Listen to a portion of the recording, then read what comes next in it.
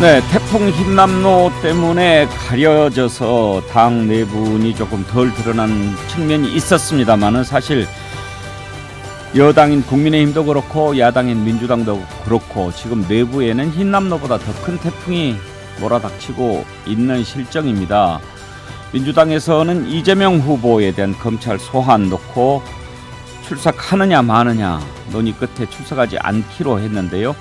그렇게 되면 앞으로 또 여야 관계 어떻게 될지 한번 또 오늘 짚어보도록 하겠습니다. 전하는 말씀 듣고 곧바로 돌아오죠. 여러분은 지금 KBC 여의도 광역방송센터에서 진행하는 백운기의 시사 1번지를 듣고 계십니다. 네, 전쟁입니다. 민주당 이재명 대표 측근이 보낸 문자, 이재명 대표 전화 일부러 보여줬다는 얘기도 있고 아무튼 전쟁 상황으로 인식하고 있는 것 같은데요.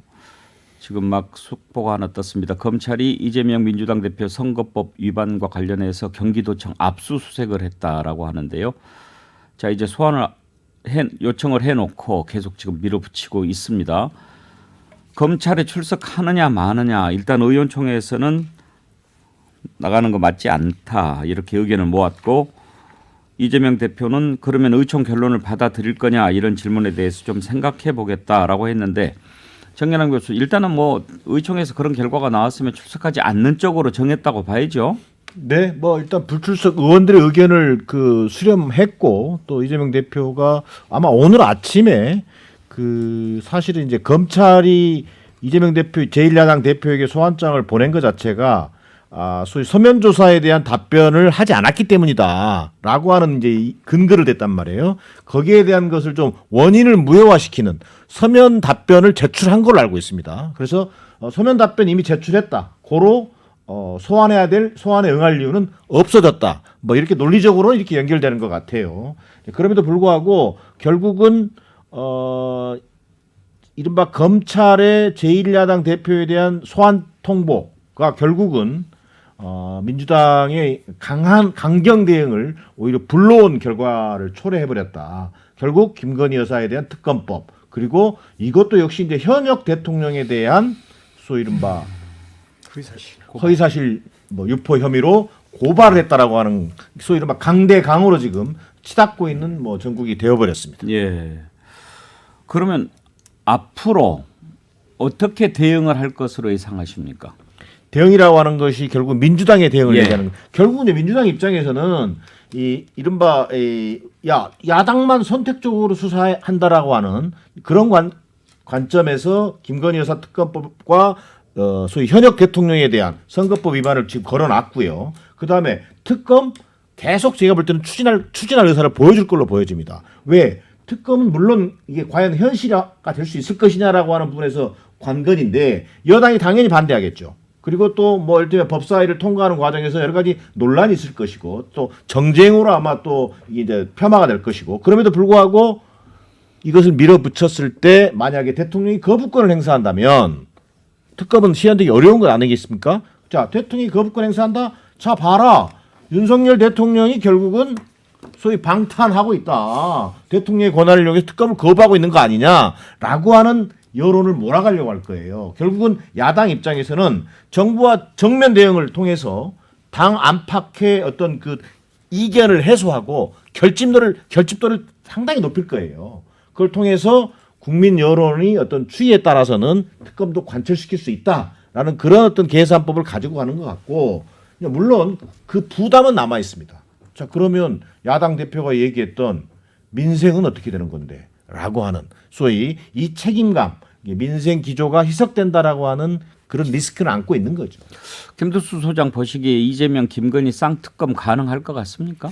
실제 정치적 어떤 협상의 결과니까 이제 그건 예측하기가 어렵지 않는데요. 지금 현재 진행 상황으로 보면 실제 이제 정치적 공세이기 때문에 서로 간에 이제 정치적 공세로 끝나지 않을까 이렇게 보기만 합니다.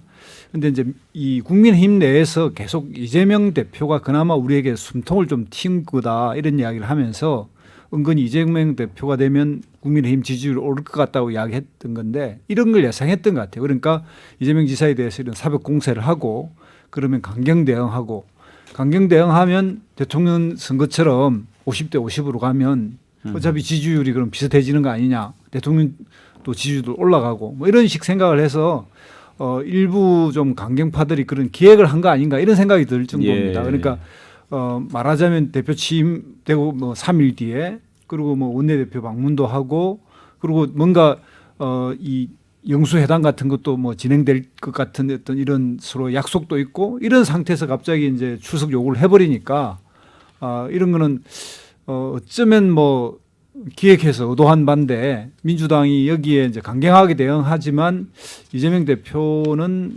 약간 한 발짝 물러나서 조금 더 중심을 잡는 게 좋겠다는 생각이 듭니다. 이재명 대표를 압박하고 그래서 사법 리스크를 부각시키고 민주당은 반발하고 그런 것에 오히려 또 반사적으로 여권이 결집하고 이렇게 되면 여권으로서는 그렇게 손해보는 일이 아니다 이런 분석이시군요. 예, 그렇습니다. 윤희석 대변인 저 분석은 어떻게 보십니까? 그걸 그렇게 기획으로 보실 필요가 있을까요? 공소시효가 9일까지입니다. 그 전까지 소환을 해서 한 번이라도 소환을 해서 만나보고 기소를 할지 말지 결정하는 게 또 맞잖아요. 그래서 한 건데 이게 공교롭게 추석이 겹치고 하니까 그럼 추석이 잘못한 겁니까? 그건 아니잖아요. 그래서 아니, 예. 지금 말씀에 이제 끼어들어서 죄송한데 제1야당 대표거든요. 충분히 서면 답변을 유도할 수도 있는 것이고 또 예를 들면 역으로 생각하면 민주당 입장에서는 김건희 여사 그렇게 많은 혐의가 제기되고 있음에도 불구하고 9개월째 소환 조사 한 번 한 적 없어요. 여기에서 이른바 야당 입장에서는 아니 이거야말로 선택적 수사 아니냐. 야당 이게 정치 보복이다라고 규정하고 들어갈 수 있는 하나의 근거가 되는 거예요. 제가 몇 말씀 드리면 예를 들어 소환도 안 하고 기소를 했다고 쳤을 때 또 뭐라고 할 거고 왜 부르지도 않고 기소해라고 할 거고요. 김건희 여사는 제1야당 대표가 아니에요. 정치인이 아니란 말이에요. 이걸 동렬해 놓고서 할 수 있는 상황이냐. 저는 그 점이 좀 유감스럽고 또 이제 거기에 대응해서 허위사실 유포로 공직선거법상 허위사실 유포로 지금 대통령을 현직 대통령을 고발을 했잖아요. 이것도 참 그래요. 물론 야당이 현직 대통령 고발하는 경우는 많이 있었습니다만은 이게 공직선거법이에요. 대선 때 얘기란 말이에요. 그럼 대선 결과에 대해서 그럼 뭐 불복이라는 단어 참 쓰기 그런데 이 선거에 대해서 도대체 민주당은 어떤 관점을 갖고 있냐는 것까지 가는 거예요. 그냥 일반 법이 아니고. 그래서 이런 대응이 참 안타깝습니다. 저는 왜 민주당은 야당이 됐을 때 이렇게 세게 나오느냐. 그 자기 보호 본능이죠. 어쨌든 반사 이런 거 아니에요? 이재명 당대표에 대해서 공직선거법으로 기소할 가능성이 높으니까 그냥 우리도 그냥 윤석열 대통령 경쟁자였던 윤석열 대통령 공직선거법으로 고발한다 그런 차원인 것 같고 저는 이번 이재명 후보에 대한 전 소환 요구는 맛보기 소환 그리고 이재명 당대표는 범죄자야라는 이미지를 주기 위한 하나의 방법이 아닌가 생각이 들어요. 그래서 저는 충분히 기획했다라고 보여지고요. 예. 소환 조사를 해가지고 만약에 딱 출두하는 거 장면 딱 찍으면은 추석 밥상에 와 이재명 당대표 뭐 잘못한 건가? 아니면은 뭔가 범죄를 저질렀나? 정치에 저희처럼 그렇게 큰 관심이 없는 분들은 그렇게 생각할 수밖에 없어요. 뭐 잘못을 했으니까 검찰에서 소환했겠지.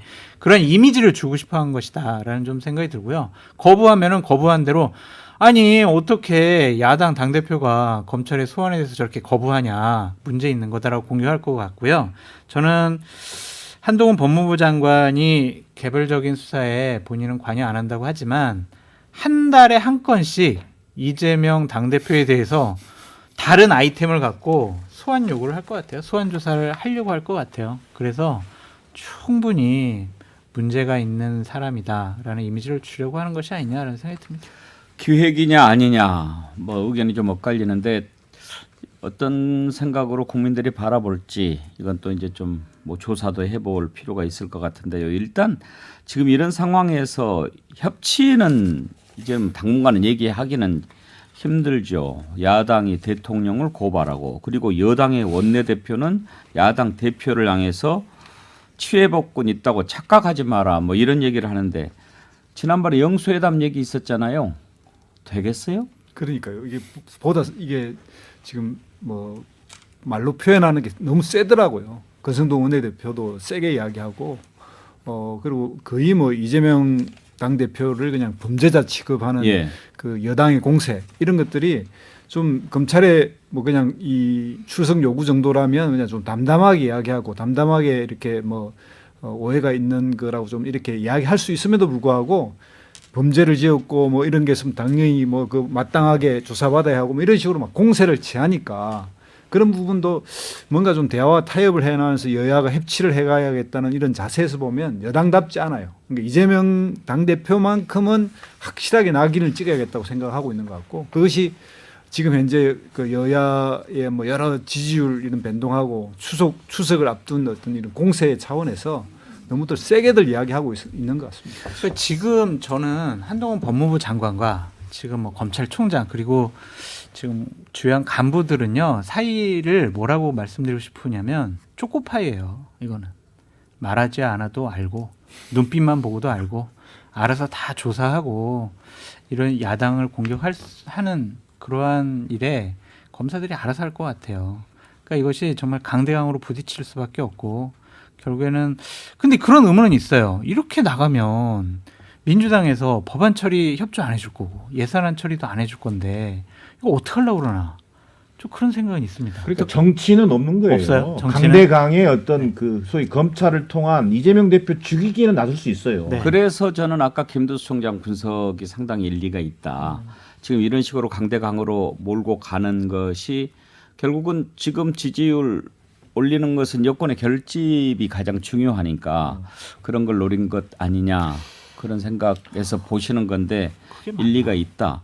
그런데요 또 한 가지 짚어볼 부분이 주로 이제 보수 매체에서 많이 지적하는 건데 자꾸 이제 상황을 좀 키워요. 그러니까 앞서가는 기사라고 우리가 흔히 얘기하는데 지금 뭐 검찰 조사하고 뭐 기소하면은 어떻게 나올지 모르겠습니다만 대체로 법조인들 얘기를 들어보면 뭐 그렇게 큰 죄는 아닐 거다. 그 대선 과정에서 했다는 이재명 대표의 허위사실 유포 혐의. 그 혐의에 대해서. 네.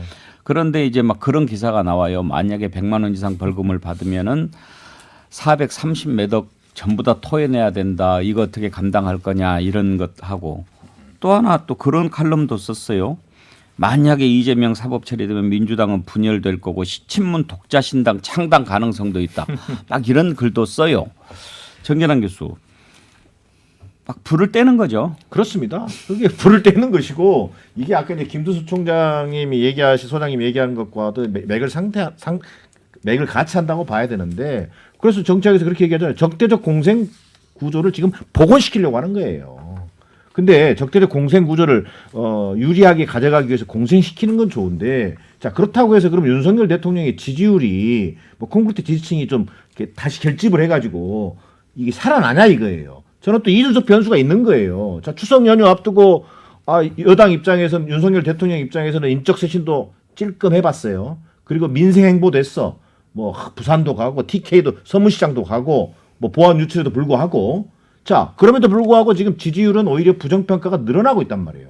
거기다가 전통적인 지지층 이른바 TK 70대 보수층 이런 데서 부정평가가 떨어진 폭이 더 커요. 그러니까 적대적 공생이든 아니면 뭐 양쪽을 불을 질러서 어떤 맞불을 놔서 오히려 우리 지지층을 좀 단결시키겠다 이런 의도를 가지고 있는지 모르겠지만 여당은 대통령은 국정 운영이라는 걸 통해서 이것을 평가받기 때문에 이게 쉽지 않다라는 것을 저는 말씀드리고 싶은 겁니다. 윤희석 대변인 언론을 오랫동안 이렇게 상대를 해보셨으니까 아까 얘기했던 그 뭐 430억 토해내야 된다는 보도 그리고 이재명 사법 처리된 민주당 분열 가능성 이런 칼럼들 어떻게 보세요? 뭐 불을 지핀다는 지적이 뭐 일리 있다고 봐요. 그런 뭐 결과가 나오지도 않았는데 예단을 하고 근데 그건 뭐 어느 매체나 성향에 따라 그런 거 아니겠습니까? 뭐 저희 당 박주선 전 의원 만약 비대위원장 되면 창당 수준의 어쩌고 저쩌고 하는 얘기도 비슷한 얘기예요. 그래서 거기에 대해서는 제가 뭐라 하고 싶지 않고 다만 기소했냐 안 했냐를 가지고 이렇게 싸우는 걸 저는 이해를 못 하겠어요. 결국 판단은 법원이 하는 거 아닙니까? 그러면 법원은 이 재판 들어와야 기소가 돼야 판단을 하니까 수동적이니까 아예 판단을 죄가 있지만 판단을 하지 말고 재판 넘기지 말라는 얘기인지 법원 가서 결정하면 되잖아요. 왜 기소 단계에서 이렇게까지 얘기하는지 전 모르겠어요. 그건 여야 공이 마찬가지 얘기입니다.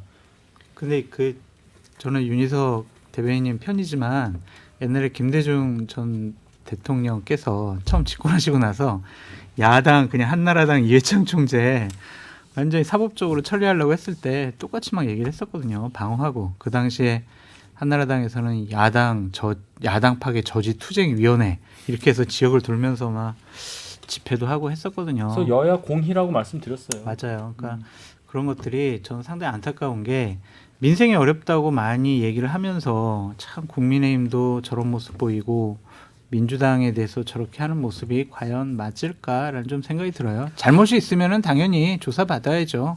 하지만 지금 선후 관계가 좀 바뀌지 않았을까? 그런 걱정이 있습니다. 우리 정치에서 그 한때 이제 제5공화국 시절에 군인들이 이제 정치를 하면서 상대에 대해서 적으로 규정했잖아요. 적은 선멸의 대상이잖아요. 대화 타협이 아니고. 그런데 이게 민간 영역으로 넘어와서 새롭게 시작됐음에도 불구하고 여전히 정치적 서로의 파트너 또는 스포츠맨십으로의 어떤 이런 부분보다 점차 이렇게 SNS가 발달되고 어떻게 되면서 상대를 악마화하면서 거의 마찬가지로 군인들이 정치할 때하고 비슷하게 지금 돌아가고 있는 것 같아요.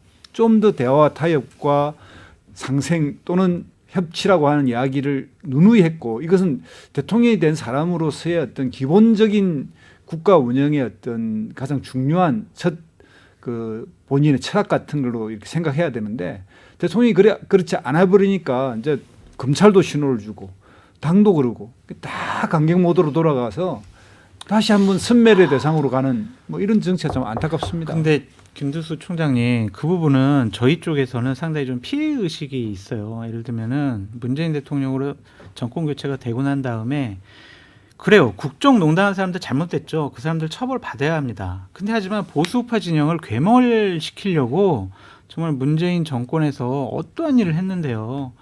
정말 적대시라는 표현은 너무 점잖은 표현이라고 생각이 듭니다. 그러니까 그런 것들이 자꾸 역사가 반복이 되는 것 같아서 저는 안타까운데 총장님 지금 윤석열 대통령이 저런 모습 비판하시려면 저는 문재인 정권 하에서 벌어졌던 일들도 좀 같이 비판하셨으면 얼마나 좋았을까라는 생각이 듭니다. 그 문재인 정권에 대한 비판을 하지 말아야 된다는 얘기가 아니라 그때 당연히 그런 어떤 그 야당의 반발이 있었죠. 근데 그럼에도 불구하고 선거는요. 네. 이를테면 상대평가예요. 네. 그러니까 0.1%만 이겨도 이기는 거예요. 그러나 국정 운영이라고 하는 건 절대평가잖아요. 자기 점수를 받아야 되는 거예요. 전 정권 얘기를 해봐야 아무 소용이 없는 거예요. 저는 이재명 대표도 부담이 생기는 거예요. 왜 그러냐면 이런 식으로 사법적인 문제를 가지고 계속 끌고 가잖아요. 아까 장수철 얘기처럼 한 달에 한 번씩 오늘은 대장동, 내일은 백현동, 다음 날은 성남FC, 다음 날은 변호사비 대납. 죽을 맛이에요. 사력을 다해서 싸워야 될 판이에요. 그렇죠. 그럼에도 불구하고 제1야당 대표예요. 그다음에 다음 대선에 유력한 후보예요. 근데 이런 사법적인 문제로 전쟁을 치르듯이 가야 된다라고 한다면 이 또한 굉장히 힘든 일이거든요. 그래서 결국은 이재명 대표에게 바라는 것은 전쟁은 전쟁대로 치르되 또 제1야당 대표로서 민생 위기 극복을 위한 어떤 뭐랄까 야당 대표다운 모습을 보여줘야 된다는 부담이 지금 가지고 있는 거예요. 언제 저는 시간이 되면 그러니까 하루에 좀 뜨끈뜨끈한 이슈 없을 때 그런 부분 한번 좀 깊이 얘기를 해보고 싶어요. 지금 이렇게 딱 내부 모시면 딱 좋겠는데 지금 이제 국민의힘도 박주선 비대위원장 얘기가 나올 정도로 뭔가 변화가 지금 생기고 있는 거고 이준석 대표가 저렇게 되면서 민주당은 이제 이재명 대표 대선에서 졌던 후보가 다시 이제 대표가 됐는데 계속 이렇게 흔들어대는 이런 상황이 계속 됐을 때 이 정치판이 이 정치 세력이 그대로 다음 총선 다음 대선까지 갈 수 있을까 그런 생각 들어요. 김두 총장 변화 가능성이 있지 않습니까? 예, 저는 그래서 지금과 같은 정치가 한국 정치가 모멘텀 뭔가 변화의 모멘텀을 가져올 시기다 이렇게 생각이 들어요. 그러니까 대통령 지지율이 집권하자마자 이렇게 지지율이 낮은 적도 없고요. 또 상대적으로 야당의 그 당대표가 저렇게 높은 지지로 또 올라선 경우도 없었고 이런 현상들 그리고 이게 그래도 우리나라에 좀 이게 양당 구조이지만 중간 당들이 있었는데 중간의 당들이 아무 역할도 못하는 이 상황은 새롭게 뭔가 정치적 그 시스템을 좀 재편해야 될 시기가 돼 왔다. 예. 그래서 정치관계법과 필요하다면 정말 선거가 없는 내년에 누가 더 유리할지 모를 누가 더 잘할지 모를 총선을 앞두고 헌법과 이 정치관계 전반을 다시 한번 재조정해야 될 때가 왔다 이렇게 생각합니다. 윤희석 대변인, 만약 지금 여론조사에서 지금 현재 있는 정치권의 국회의원들 바꿔야 된다, 아니다라고 하면 어떨까요? 바꿔가지고 윤희석 대변인이 출마하고 국회의원 돼야 됩니다. 그건 뭐 언제 물어봐도 다 바꾸라는 의견이 훨씬 많을 겁니다. 근데 지금 이제 하신 말씀이 정계 개편 가능성을 말씀하신 건데, 민주당에서 이재명 대표를 그렇게 높은 지지로 당 대표를 만들었다는 얘기는 여기에 동조하지 않는 사람들이 같이 갈 수 없는 그 간극, 그게 넓어졌다는 의미예요. 떨어질 수 있는 가능성이 있다는 거고, 저희도 마찬가지입니다. 이준석 류가 결국은 뭐 분리가 되겠죠. 그러면 정계 개편 될 겁니다. 그거를 보고 뭐 수를 놓으시는 건 모르겠는데 어쨌든 계속 바뀔 거다. 그리고 대통령은 다시 출마하지 않아요. 그렇죠. 예, 그래서 뭐든지 할 수 있을 것 같다. 이런 제 개인적 생각입니다. 저는 대통령께서 소명 의식이 있는 것 같아요. 그러니까 나는 정치를 한 번도 처음 듣는 얘기예요. 네? 처음 듣는 얘기라고. 들어보세요. 그러니까 대통령께서는 나는 정치를 처음 해보고 정치를 해보지 않은 나를 국민들께서 대통령으로 만들어진 이유는 정치판을 한번 확 그냥 바꿔보라라는 그런 역사적인 소명을 국민들께서 나에게 주셨다. 예. 그러니까 국민의힘도 일단 다 바꿔보자. 야당도 당대표인 이재명 후보에 대해서 흠집을 내므로써 한번 흔들어보자. 예. 그래서 정치판을 2024년 총선 전에 새롭게 한번 재정립을 해보자. 그것이 이제 노무현 전 대통령 때 나왔던 열린우리당 창당 형태로 나올 수도 있다고 보여지는데, 어쨌든 국민의힘이라는 영역과 바운더리 안에서 국한에서만 정치를 하지 않겠다라는 생각은 강하신 것 같아요. 저는 그 지적에 상당히 공감합니다. 그런 생각을 지금 윤석열 대통령이 하고 있을 수 있죠. 그런 점에서 지금 김한길 위원장 또 박주선 위원장이 더 주목되는 것도 바로 그런 역할을 대통령이 요청한 게 아닌가, 그런 생각을 할 만하고, 그리고 이제 지금 이재명 대표 계속 수사하고 압박하고 하는 것도 단순히 뭐 선거를 해서 싸웠던 상대이기 때문에 꼭 이런 차원이겠어요. 뭔가 정치가 좀 변해야 된다, 이런 생각을 갖고 있기 때문에 그런 게 아닌가 싶기도 해요. 네, 저도 그렇게 봅니다. 그러니까 정치를 안 하시던 분이 정치를 했다는 게 60년 만에 나온 얘기잖아요. 물론 중간에 딴 분도 계셨지만 그런 차원에서 한번 생각해 볼 필요가 있다.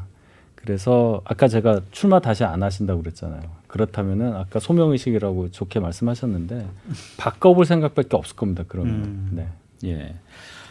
그런데 이제 문제는 정치를 안 했기 때문에 그런 생각을 가질 수는 있는데, 정치를 안 해보신 분이라서 그런 것을 과연 이뤄낼 수 있는 정치력이 있을까 하는 것은 또 다른 문제란 말이에요. 그렇죠.